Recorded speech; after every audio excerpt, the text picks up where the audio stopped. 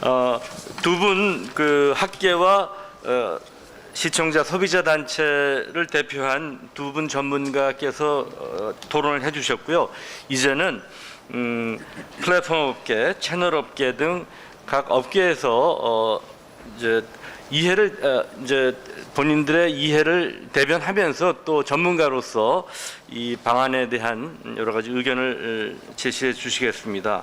그러면 먼저 플랫폼 업계 그 김병진 KT에서 김병진 선생님께서 먼저 말씀해 주시겠습니다. 안녕하세요. 미디어 플랫폼 본부 콘텐츠 담당 김병진입니다.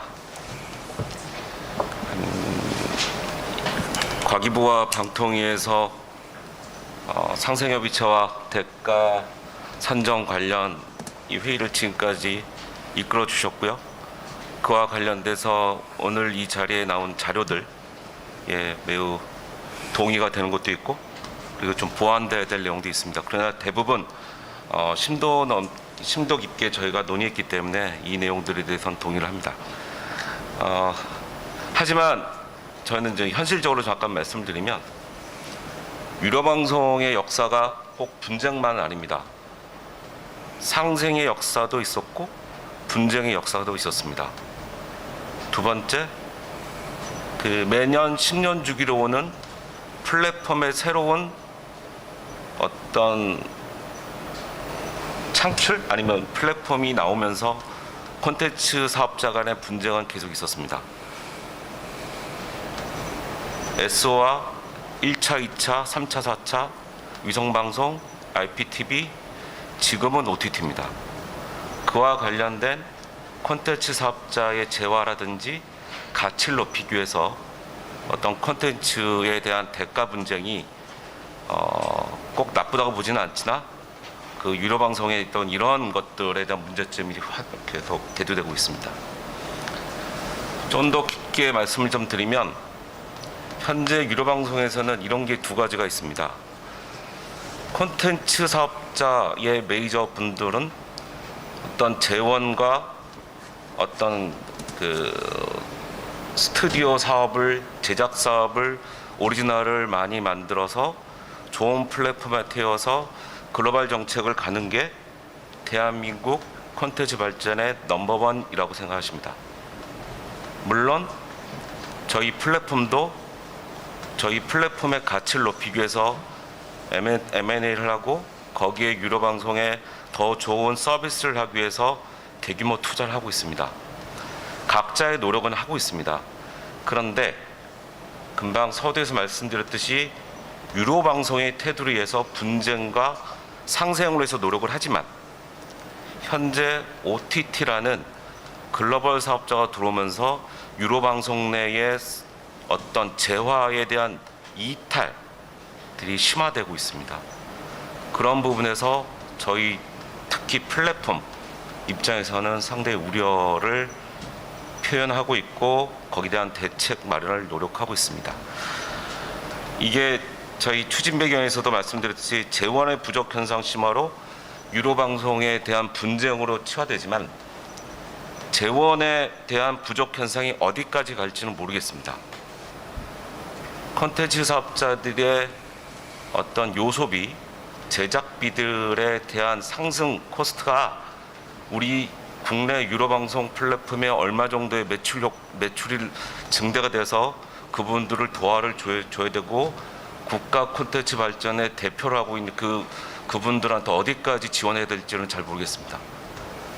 하지만 저희가 정부 입장에 대한 노력과 그 다음에 특히 통신사에 대한 플랫폼의 어떤 서비스 가치를 높이기 위해서는 노력을 할 것이고요. 그 노력에 따라서도 저희도 충분한 목소리와 충분한 지원 정책도 가하겠습니다. 하지만 마지막으로 말씀드리면 분쟁은 투명해야 되고요. 그 다음에 분쟁으로 이루어진 것들에 대한 아쉬움은 없어야 됩니다. 그렇기 때문에 저희들도 평가라든지 대가에 대한 지급이라든지 여러 가지들에 대한 문제점이나 개선점들은 정부랑 같이 잘 할 수 있도록 노력하겠습니다. 이상입니다. 예, 감사합니다. 그 KT 김명희 선생님, 분쟁은 투명해야 되고, 분쟁 아마 그 조정 절차가 투명해야 되고, 또 결과에는 양자가 아쉬움이 최소화되도록 그렇게 해야 된다는 말씀을 해주셨습니다. 이어서 JCN 울산중앙방송의 이호성 선생님께서 토론해 주시겠습니다. 네, 안녕하십니까. JCN 울산중앙방송의 이호성입니다. 먼저 여기 자리를 하기 전에는 어떻게 말씀을 드려야 되나? 저희는 이건 찬성하고 이건 반대를 해야 되나? 이런 어떤 그 요차원적인 생각들을 먼저 했었습니다. 결과적으로 이렇게 오랜 시간 동안 준비를 해오신 그 내용들을 봤을 때 앞서 말씀하셨던 것처럼 충분히 공감하고 있는 내용들이 있고 현실적으로 우리가 이렇게 버텼던 부분에 대한 약간의 후회가 분명히 있습니다. 저는 한 7년간 지금 채널 대학원의 업무를 계속 해오고 있던 상황이었고요. 물론 이제 좋았던 시기가 나빴던 시기가 분명히 있었겠죠. IPTV가 생기면서 기존 SO들은 아무래도 가입자가 이탈이 되고 감소되면서 IPTV 쪽으로 가입자를 증가하고, 대신 그 IPTV 쪽으로 증가했던 그 상황들은 프로그램 사용료의 감소로 이어지지는 않았습니다. 실제로 더 증가하면서 비용을 지불해 왔고요. 이제 막상 이제 이 상황이 또 지나고 나니까 OTT라는 또 새로운 것들이 생기고 있는 상황인 거죠. 결국은 전체 모수란 건 정해져 있고요. 여기에서 저희가 늘 말씀드리고 싶은 부분은 뭐냐면, 아까도 말씀하셨겠지만, 정진 사무총장께서 말씀하셨지만, 저희가 지금 현재 받고 있는 비용 자체가 아마 전 세계적으로 가장 저렴한 비용이 아닐까라고 생각을 하고 있습니다. 실제로 200개 넘게 지금 방송을 송출 중이면서 10,000원 채 안 되는 수신료를 저희가 지금 현재 받고 있는 상황입니다. 그 안에서 지금 프로그램 사용료를 지급을 해야 되는 상황이고, 실제로 거기에서 조금 많은 변화를 줬던 게 지상파 CPS 부분입니다. 지금 시청률을 강조하시고 있는 부분들 중에서 왜 이런 부분이 생기냐면, 지상파 시청률이 현저하게 떨어지고 있기 때문에 기존의 시청률이 올라오고 있는 TV 채널들은 똑같은 수준의 요구를 해올 수밖에 없는 상황들입니다. 이러한 부분들을 저희가 계속 맞춰 나가려고 하다 보면 프로그램 사용료는 매년 인상돼야 됩니다.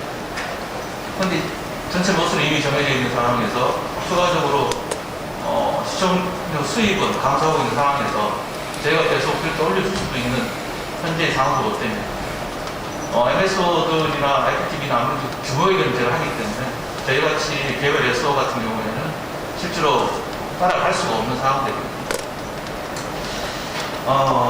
조금 정리되지 않게 말씀드렸지만, 저희도 마찬가지로 선계약 후공급에 대한 원칙적인 동의를 합니다.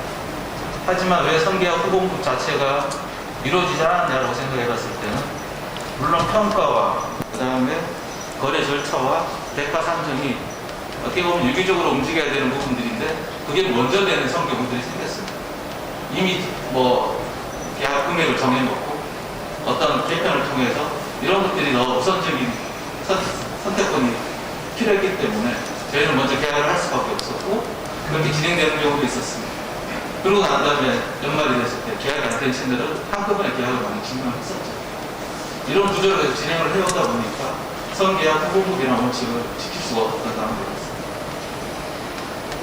중요한 거는 저희가 물론 좋은 평가를 통해서 좋은 어떤 가치를 똑같이 대입해드리면 되는 상황이겠지만, 실제로 그게 현실적으로 쉽지 않았던 상황입니다. MPT, 종편, 지상파 CPS 매년 어느 정도 가장 많은 비중의 프로그램 사용료를 제가 지급하고 있는 상황들입니다.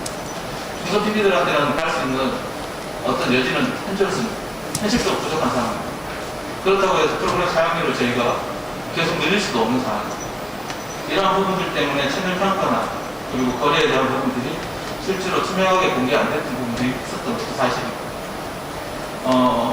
저희는 이러한 부분들에서 최대한 저희 쪽에서 요구하는 부분들이나, 그리고 지금 가계부나 그리고 현재 이런 협의체에서 여러 가지 협의를 하고 난 다음에 안들을 가지고 반영시킬 수 있는 부분은 최대한 반영시킬 것이고, 그게 위해서 별도의 필요한 부분들은 계속 요청할 계획입니다. 마지막으로 아무래도 제가 개별에서 출신이다 보니까 개별 SO는 말 그대로 중소기업입니다. 재원이 MSO나 IPTV처럼 다른 사업의 확장력 자체가 부족한 상황입니다. 그러한 부분에 대해서 솔직히 이번 정책안에 약간의 배려가 좀 부족하지 않았나 생각을 합니다. 그런 부분들을 좀 신경 써 주셨으면 합니다. 이상입니다. 예, 이호성 선생님께서는 우리 오늘 발표된 내용에 대해서 개별 사안들에 대해서 뭐 찬반 의견을 구체적으로 말씀하시기보다는 그간 지역의 개별 SO에서 채널 계약 업무를 한 7년여 진행해 오시면서 느껴왔던 그 유료 방송의 현실과 소회를 전달을 해주셨습니다. 이어서 그러면은 채널 업계를 대표한 전문가들의 토론을 듣도록 하겠습니다. 먼저 CJ ENM의 서장원님께서 토론해 주시겠습니다. 네, 안녕하세요. CJ ENM의 서장원입니다. 우선 올해 수십 차례에 걸쳐서 이렇게 의견 수렴과 각 개별 미팅을 통해서 이렇게 좀 의미 있는 이런 안을 도출해 주시고 이런 토론회를 만들어 주신 우리 협의회 위원님들과 그리고 과기부 방통위 관계자분들한테 우선 감사의 말씀 드립니다. 사실은 저희는 사업을 하면서 계속 이 사업을 계속 할 수 있을까 이런 고민들을 지난 15년, 20년 동안 많이 해왔거든요. 이게 미디어 콘텐츠가 사업으로 인정받을 수 있는 그런 시기가 오래되지 않았었는데 끊임없이 투자를 하면서도 이거 회수할 수 있는 환경을 만들 수 있을까를 좀 홀로 외롭게 고민을 해왔었던 것 같은데 이렇게 많은 분들이 같이 관심을 가질 수 있다는 건 참 의미 있는 자리인 것 같고요. 그런 측면에서 제가 요 토론자들 말씀하시면서 한번 생각을 해봤습니다. 이 미디어 콘텐츠 부분이 이런 바이오나 반도체나 전기차 부분만큼 글로벌 경쟁력이 있는가라고 한번 질문을 해봤는데 최근에 오징어 게임이나 스위트홈이나 뭐 이런 기생충 이런 사례에 보듯이 글로벌에서 열광을 하고 있는 걸 보니까 경쟁력은 있구나. 그러면은 두 번째 질문 해봤습니다. 이게 그런 반도체나 전기차 같은 성장 산업처럼 미래 성장 동력으로 키울 수 있는 정책은 준비되어 있는가? 그런 논의를 하는 첫 자리가 되지 않을까 생각을 했고요.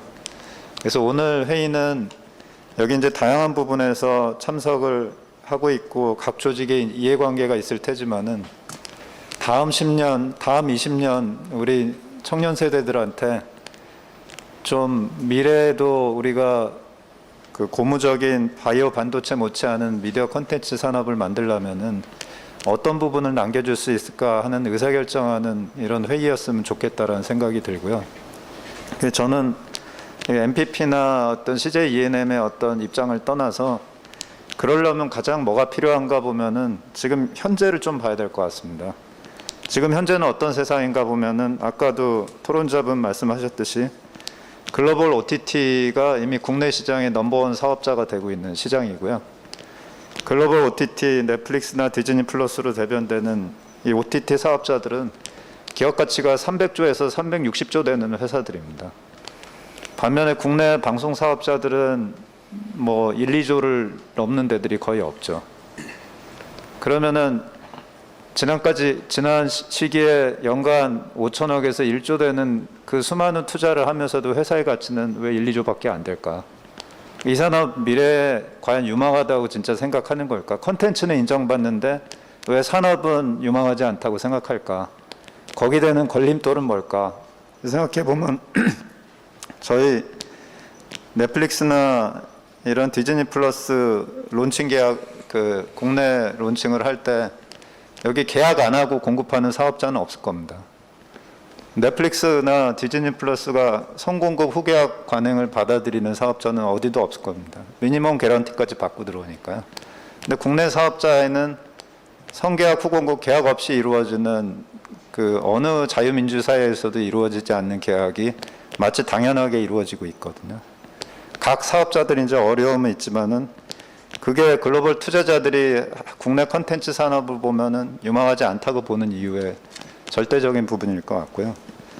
그 다음에 콘텐츠 투자를 그게 오리지널 콘텐츠든 수급을 하든 해서 시청자들, 소비자들한테 아까 볼 콘텐츠들이 없다라고 말씀하셨는데 그런 것들을 많이 투자를 해서 하려고 하는데 프로그램 사용료로 회수되는 제작비 회수율 또는 구매비 회수율은 3분의 1밖에 안 됩니다. 그럼 누가 그렇게 콘텐츠를 많이 투자를 하겠습니까?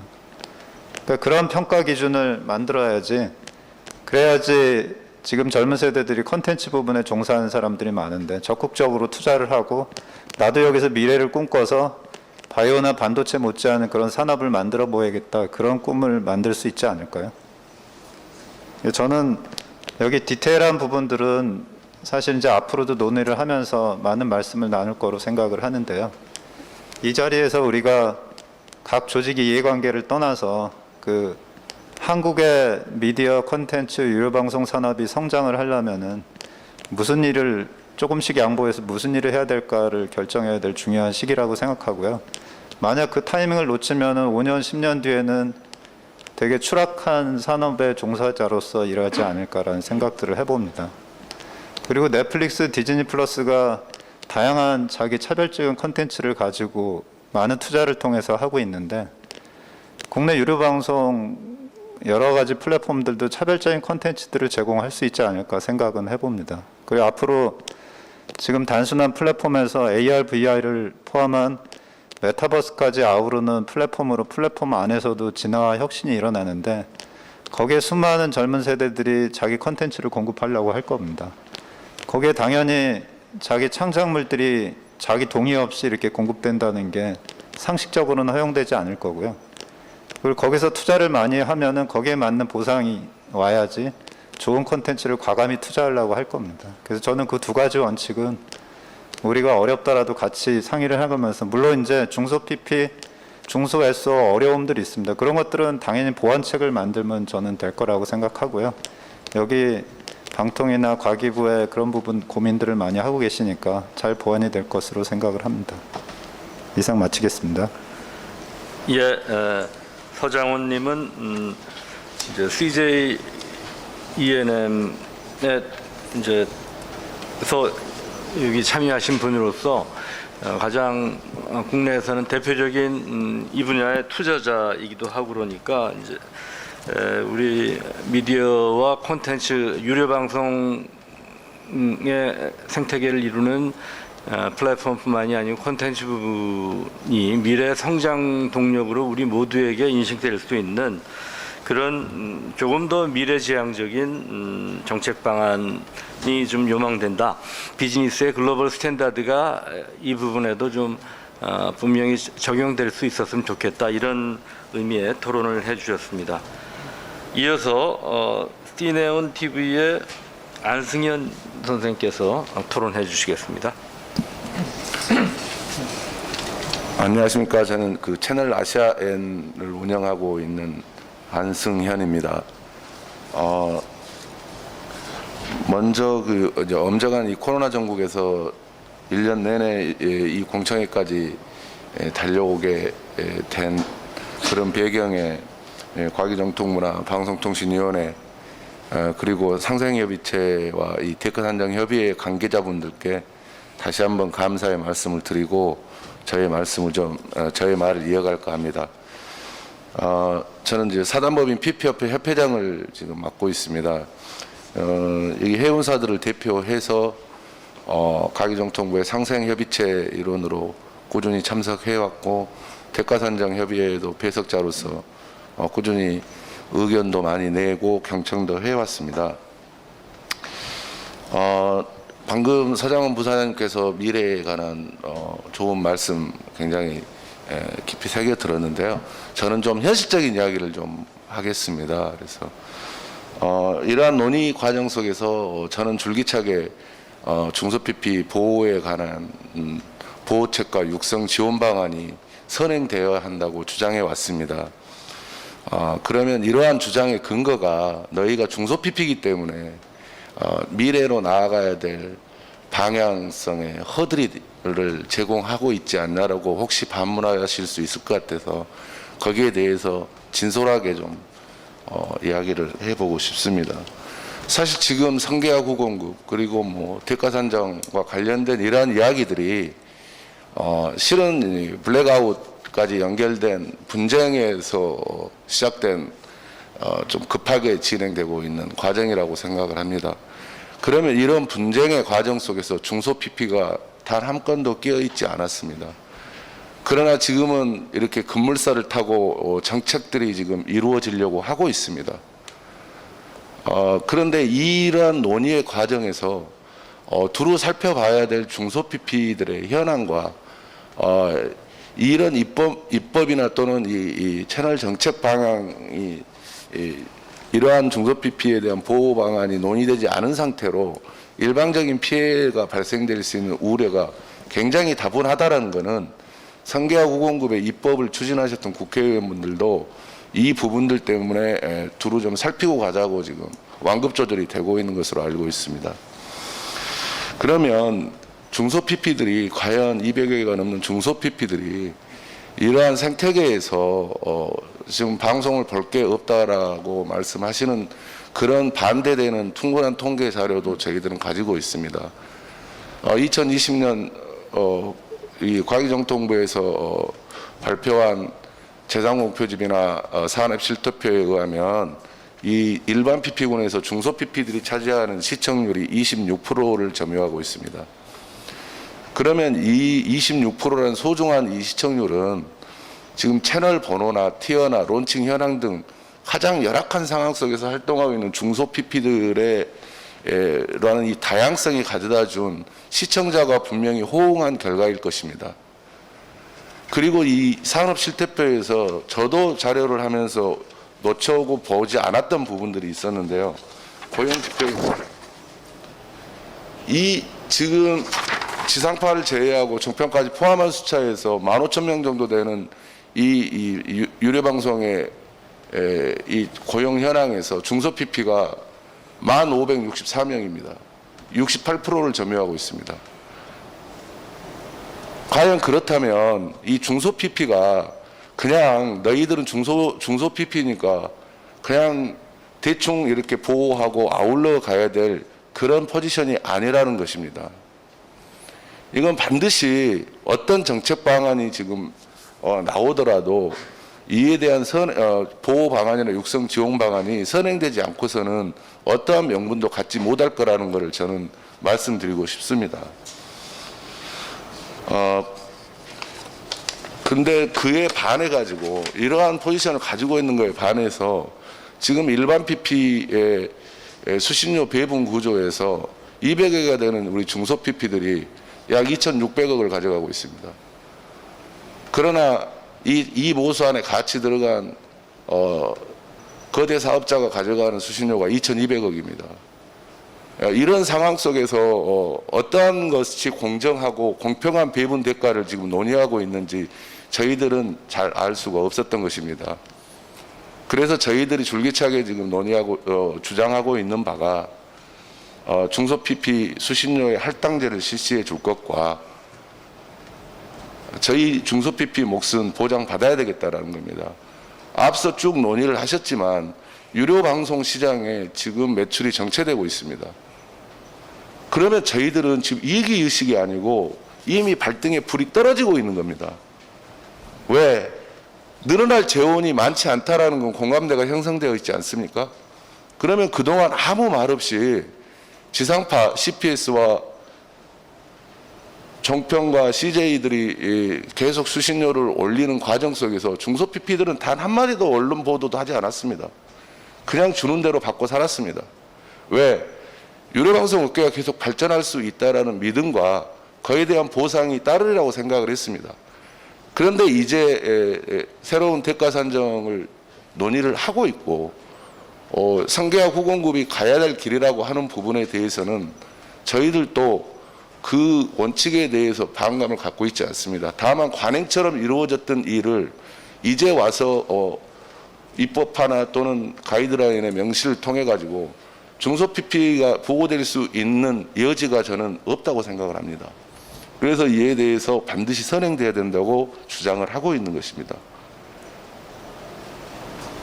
저희들은 PP 이전에 중소기업입니다.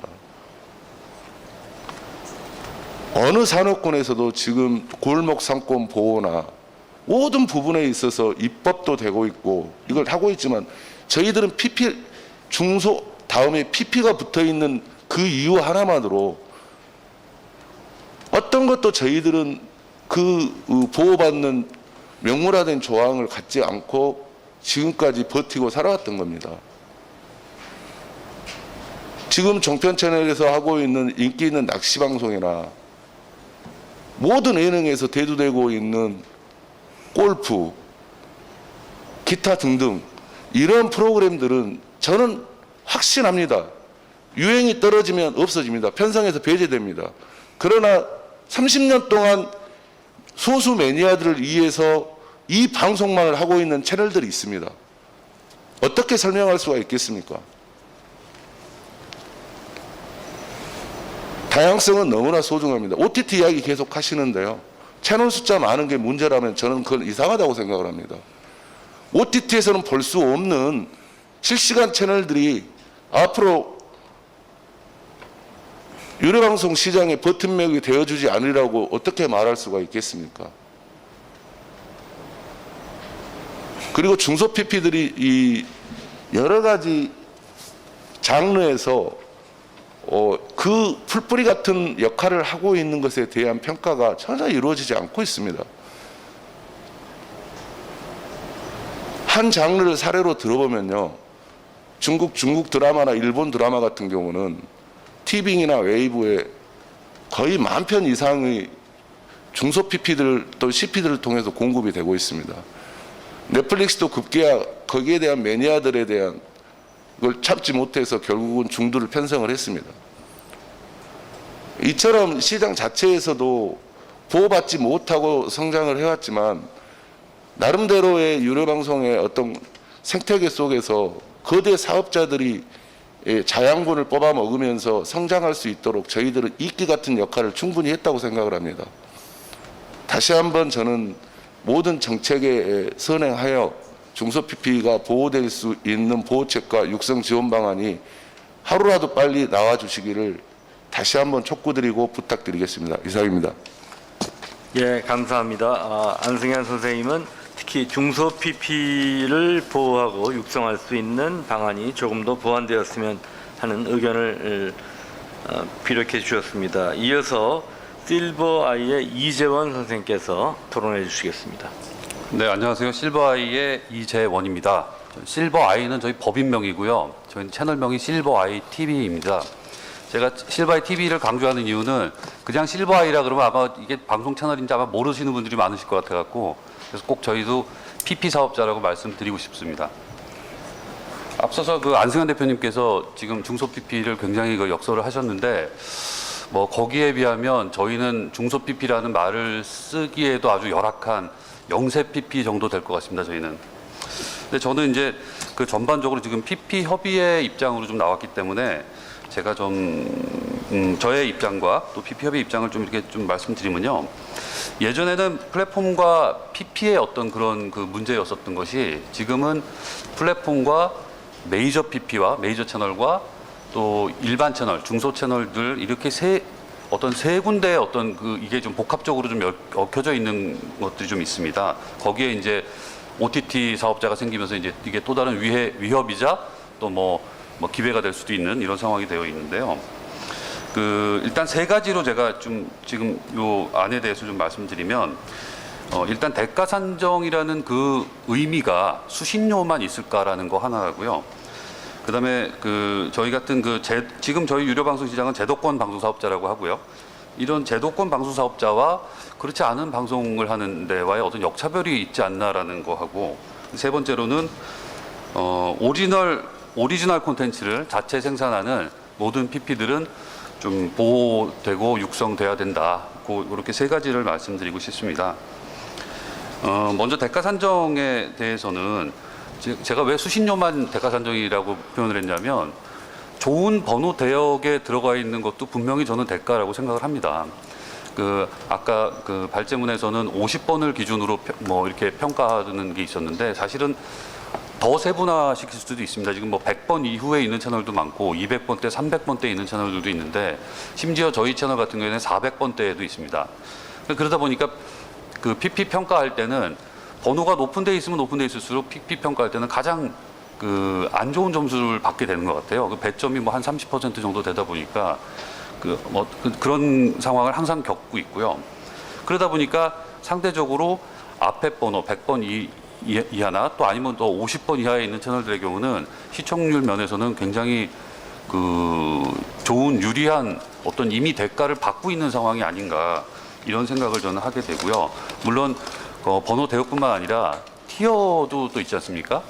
또 어떤 채널은 뭐 시청자가 많지 않은 고급형 티어에 있는 경우도 있고 또 어떤 채널은 아주 기본적인 베이직 티어에 있어서 또 광고적인 혜택으로는 그 플랫폼이 평가를 하진 않지만 광고적으로는 굉장히 유리한 대가를 또 받고 있는 그런 상황들도 있을 수 있죠. 그래서 대가 산정의 의미에는 수신료뿐만 아니라 나머지 것들도 반드시 고려해야 된다라는 생각을 한번 하고 있고요. 그리고 이제 또 아까 이제 또 이런 것도 있습니다. 그러니까 한번 예를 들어서 지상파 콘텐츠의 경우에 이미 많은 대가를 이미 플랫폼에서 지불이 되어졌는데 그 지상파 콘텐츠가 다시 다른 PP에서 재방송이 되고 또 다른 PP에 재방송이 되고 이런 현상이 반복되면서 같은 콘텐츠에 대한 대가가 계속 2중, 3중으로 재방송될 때마다 계속 돼야 되는 이런 게 아마 아까 그 정지현 선생님께서 지적하신 시청자들은 계속 재방송을 보면서 계속 돈을 내야 된다는 아마 그런 문제였던 것 같은데요. 그래서 그런 데 있어서 대가 산정의 의미를 한번 좀 생각해 봐야 될 것 같다는 생각을 했고요. 그런데 제도권 방송 사업자의 역차별은 이게 지금 우리가 지금 여기서 토론하고 있는 이 모든 문제를 해결을 하려면 그러니까 유료 방송 이용 요금이 현실화되는 것이 가장 정답일 것 같아요. 근데 하지만 저희 지금 현재 환불 이용 약관이라는 것 때문에 요금을 현실화하기에는 매우 힘든 상황인 것 같거든요. 그래서 근데 이제 상대적으로 OTT 사업자들은 아마 그런 어떤 우리 제도권 사업자만큼의 어떤 이용 약관 제도가 있는지 모르겠지만 그들은 상대적으로 요금을 되게 플렉시블하게 하면서 훨씬 유리하게 시청자들한테 접근하는 것 같은 느낌을 받거든요. 그렇다면은 이게 나중에는 OTT가 물론 한류 열풍을 타고 한국 컨텐츠에다가도 OTT가 굉장히 유리한 상황이 될 수 있지는 몰라도 OTT의 플랫폼은 절대적으로 지금 해외 사업자가 하다 보니까 그런 거에 대한 이제 일반 PP 입장에서 이게 나중에 어떤 새로운 또 위기를 어떻게 또 극복을 해야 되나 이런 문제를 또 한번 생각을 하게 됐고요. 그다음에 이제 마지막으로 오리지널 콘텐츠를 생산하는 모든 PP 채널은 보호해야 된다라는 게 이제 마지막인데 이제 PP협의회 입장에서는 이런 얘기도 있었습니다. 무조건적으로 중소 PP를 보호하는 게 맞느냐? 왜냐하면 어떤 PP는 매출의 대부분을 제작비에 투자를 하고 또 값비싼 콘텐츠를 수입을 한다든가 이런 식으로 해서 오리지널 콘텐츠를 확보를 해서 뭔가 다양성과 경쟁력을 갖추려고 하는데 또 어떤 PP는 너무 쉽게 편승해서 시청률이 높은 검증된 콘텐츠를 가지고 그냥 시장에서 그냥 사업자로만 있는 것이 아닌가 이런 부분들이 아마 시청자는 좋은 번호에서 보여지는 거대로 볼 테니까 아주 높은 대역이나 뒷번호에 있는 의외의 콘텐츠들을 볼 수 있는 기회를 상실하게 되는 상황도 올 수 있을 거라고 생각을 합니다. 그래서 이제 이런 세 가지로 제가 느끼는 것들을 좀 말씀드렸고요. 이게 아마 단기간에 개선되기는 아마 쉽지 않은 부분이 분명히 있을 거라고 생각합니다. 왜냐하면 평가를 하는 데에도 이렇게 평가도 이렇게 보면 저희가 이제 평가 회의에도 가봤는데 이제 이런 게 있죠. 그러니까 한 개 법인에 여러 개 채널이 있는 사업자가 있고요. 또 채널마다 법인이 다르게 되어 있는 사업자가 있을 때 그들이 생산한 콘텐츠를 어디에다 제작 비율을 넣어서 평가를 받게 할지에 되게 애매한 상황들이 생기는 경우가 있더라고요. 그래서 이제 거기까지 들어가면 이제 얘기가 너무 길어질 것 같아서 하여튼 이런 토론회를 통해서 앞으로 더 많은 좀 좀 제도들이 개선됐으면 하는 바람으로 이상 드리겠습니다. 감사합니다. 예, 감사합니다. 실버아이의 이재원 선생님께서 중소 PP 또 뭐 영세 PP의 입장에서 시장 상황에 대해서 어떻게 바라보고 있는지를 말씀해 주셨습니다. 이 채널업계 마지막으로 오늘 채널 A의 이세영 선생이 아마 종편 전반 혹은 채널 A의 입장에서 말씀해 주시라고 기대가 됩니다. 부탁드리겠습니다. 네, 안녕하십니까. 저 채널A의 정책기획팀장을 맡고 있는 이세용이라고 합니다. 오늘 먼저 토론회 준비하시느라 고생 많으셨고 또 다양한 섹터에서 많은 전문가 선생님들께서 나와서 이렇게 여러 가지 좋은 말씀해 주신 거 잘 들었습니다. 저희도 오늘 그 토론회 전에 종편 담당자들과 좀 논의를 했고 말씀을 나눴고 큰 틀에서 간략하게 전달할 의견들을 정리해 봤습니다. 먼저 이번 논의가 올해 상반기부터 올해 초부터 회의가 진행됐는데 저희 종편들 같은 경우에는 이제 8월 중하순에 이제 이 논의가 진행이 된다는 것을 알게 됐습니다. 그리고 옵서버 자격으로 2차례 회의를 참관을 했고 또 의견 전달을 하는 그 요청을 받고 그런 의견 전달을 했습니다. 이 과정에서 이제 저희는 조금 늦게 참여하게 된 부분에 대한 좀 아쉬움이 있었고 또 다소 조금은 너무 급하게 이렇게 저희 의견을 좀 묻는 그런 과정상에 있어서 약간의 아쉬움도 있었습니다. 그래서 먼저 조금 구체적인 말씀을 좀 더 드리자면 지금 큰 틀에서 채널 거래 가이드라인과 관련된 여러 가지를 고민하시고 또 개선안을 지금 마련하고 계신데 저희는 이런 이 어떤 채널 평가 그리고 대가 산정과 관련된 개선안 논의가 전반적이고 또 좀 더 심도 있게 진행이 되려면 자료집에서도 언급을 했고 아까 발표하실 때 곽동균 박사님께서도 설명을 좀 하셨지만 지상파가 논의에 참가할 필요가 있다고 생각을 합니다.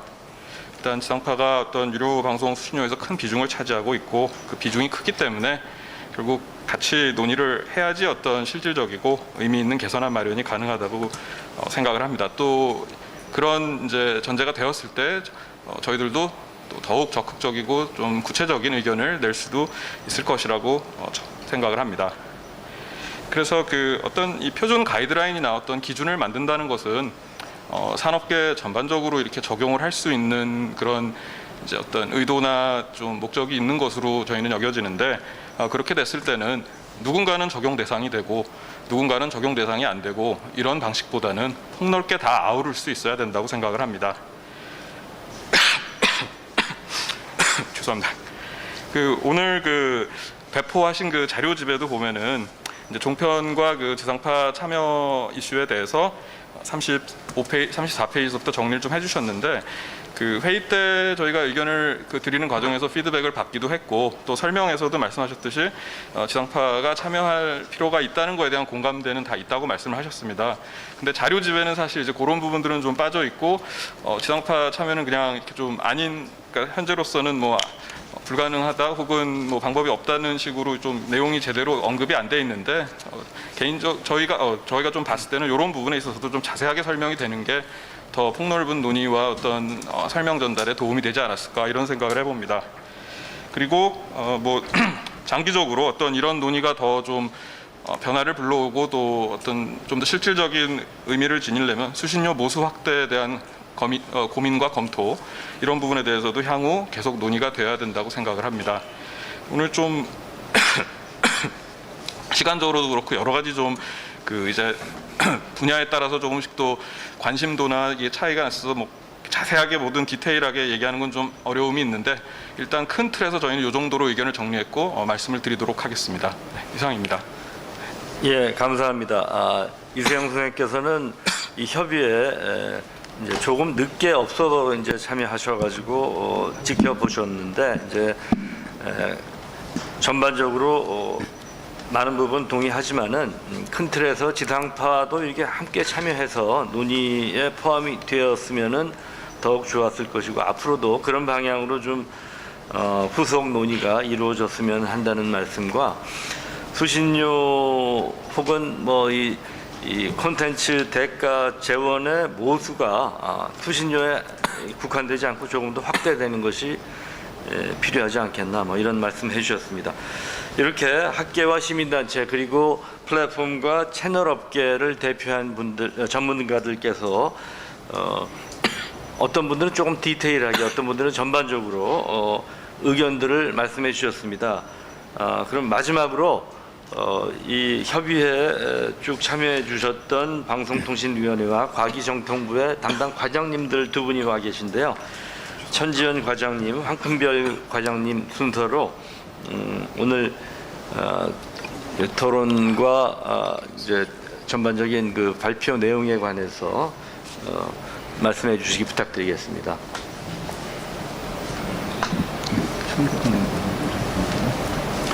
예, 뭐 앉은 순서대로 하실래요? 그럼 황금별 과장님께서 먼저. 예, 과기정통부 뉴미디어 정책과장 황금별입니다. 사실 올 한 해 그 오랜 기간 논의를 해왔는데 그 방송통신위와 과기정통부 공동으로 대가 관련 갈등을 해소하기 위해 이제 대가 산정 개선 협의회에 이제 또 논의를 해왔고 또 그 과기정통부에서는 이제 유료 방송 상생 협의체를 해서 실질적으로 이제 합의를 이끌기 위해서 고위급 실무 협의회를 이끌어 와서 많은 부분 사실 이제 쟁점을 해소해 왔습니다. 그러나 그럼에도 불구하고 오늘 이제 그 토론자로 참석하신 많은 분들이 말씀하셨다시피 여러 이해관계의 이제 차이로 인해서 완전한 그 합의를 이끌어내지는 못한 부분이 있습니다. 이 유료방송 시장 또 넓게는 방송 시장이 성장 시장이라면은 사실 이와 같은 논의가 없었을 거고 이와 같은 갈등이 없었을 거라고 생각을 합니다.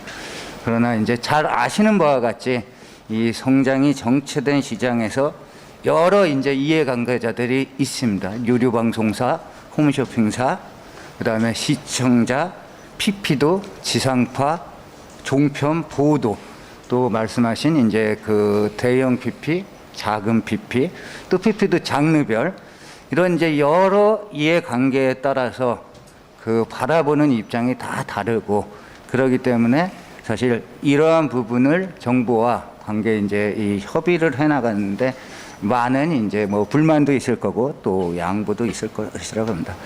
우리가 이제 시장의 자율성을 사실 얘기를 하는 것은 시장의 선택이 보다 더 이제 후생을 증대시킬 거라는 그러한 믿음이 있기 때문이었고요.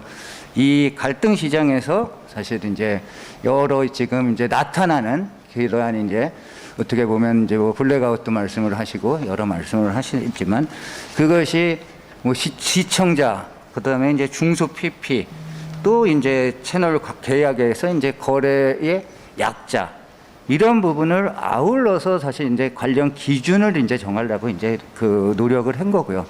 저희 이제 방통위와 저희 과기정통부는 크게 이거를 계약 절차, 채널 평가, 그다음에 이제 채널 종료, 뭐 채널 기간 선택의 자율성, 채널 개편, 그다음에 이 기본적인 룰이 합리적으로 이제 그 세팅이 된 거를 전제로 해서 대가 산정 기준 이렇게 논의를 본격적으로 하는 것이 바람직하지 않은가 이렇게 이제 생각을 해왔던 거고요. 그리고 많은 부분에 대해서 오늘 이제 대가 개선 협의회에 논의를 하는 이 시점에 있어서 계약 절차라든가 채널 평가라든가 채널 뭐 개편, 종료 등에 관한 많은 부분은 큰 틀에서 협의가 되어 있고 이 연내에 마무리할 수 있는 단계에 이르렀다고 이제 생각을 합니다.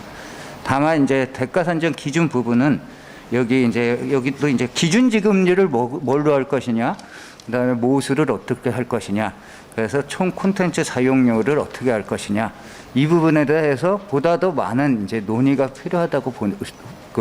필요할 수 있다고 생각을 하고 그 부분은 역시 말씀드린 대로 이 이해관계라는 결국 이 재원의 배분이라는 측면에서 봤을 때 이게 어느 특정 이해관계자가 빠진다거나 이렇게 되면은 여기에서 합리적인 기준의 산출 논의가 가능할 수 있느냐 이러한 의문이 있습니다.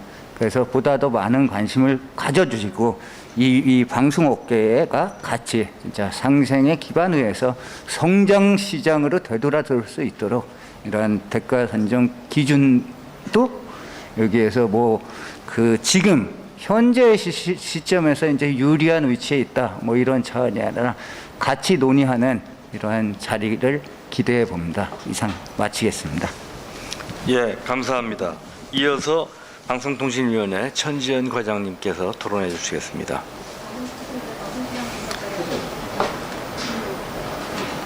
예, 방송통신위원회 방송시장조사과장입니다.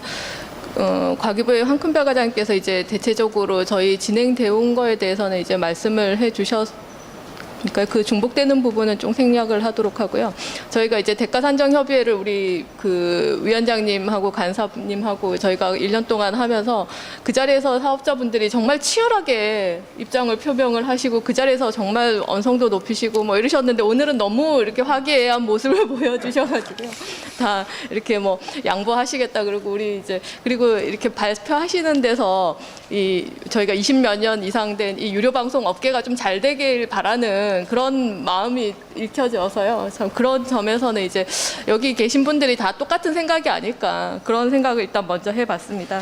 그리고 오늘 토론회에서 논의된 여러 의견들은 저희 요걸 포함해서 이제 대가산정협의회에서 논의되신 부분들 중에서 대부분 이제 합의가 좀 잘 이루어진 부분들에 대해서는 과기부하고 저희하고 이제 공동으로 저희가 기존의 채널 평가 관련 채널 계약 절차 관련 가이드라인을 개정을 할 계획입니다. 그래서 이제 그런 부분들을 과기부에서 하는 뭐 상생협의체에서 논의되는 부분도 지금 대가산정협의회에서 했던 부분들하고 크게 다르지가 않은 것 같습니다.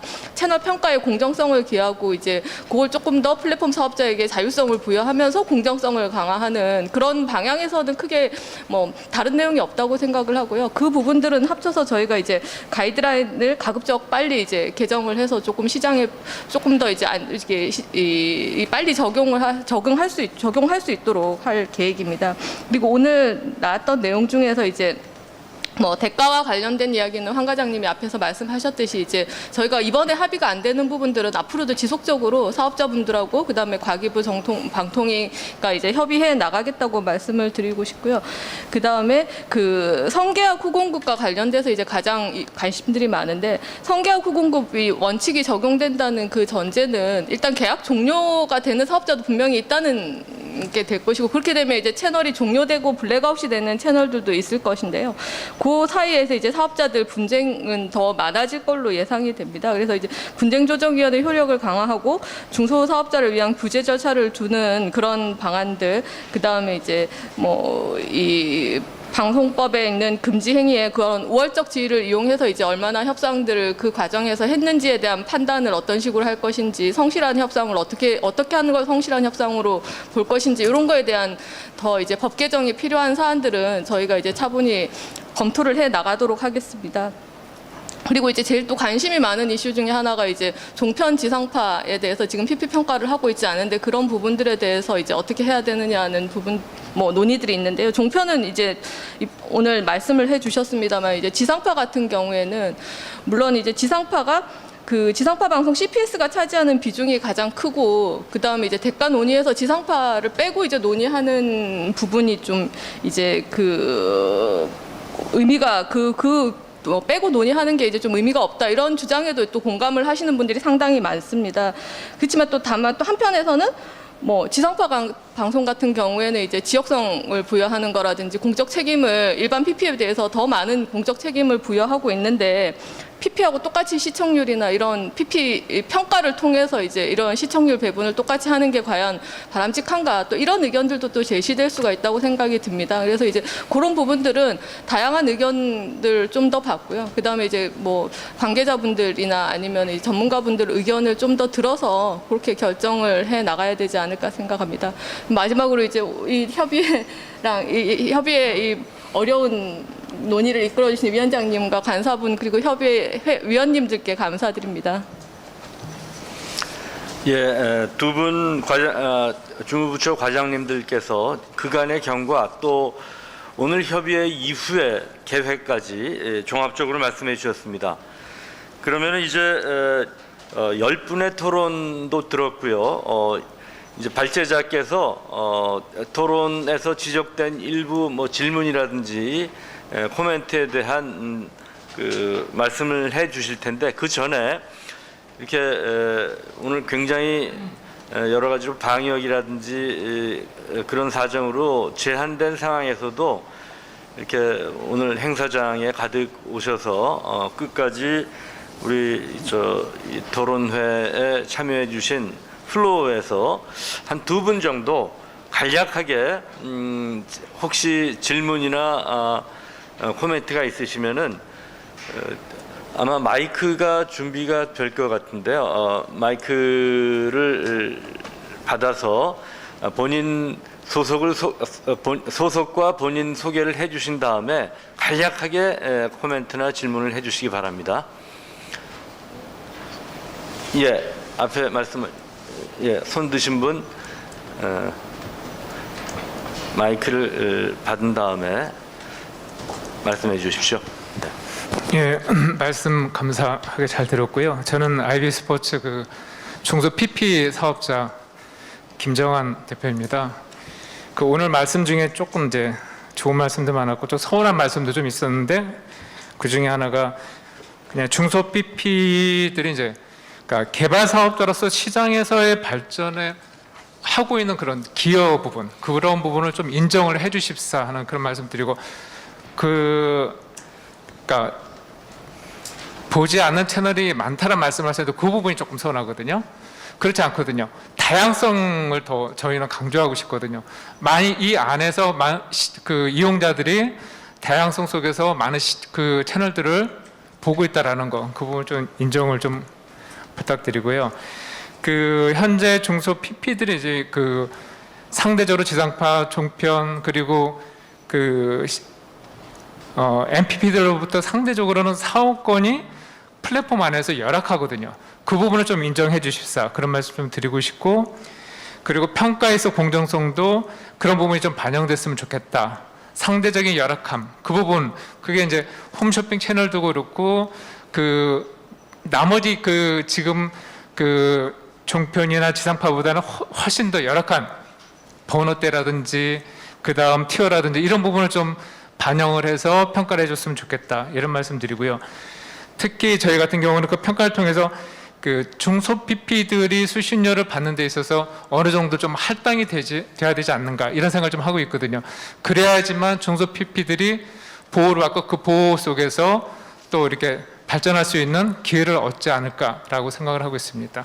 예, 알겠습니다. 감사합니다. 아까 안승현 선생이나 이재원 선생이 하신 말씀을 아마 다시 강조해서 말씀해 주신 것 같습니다.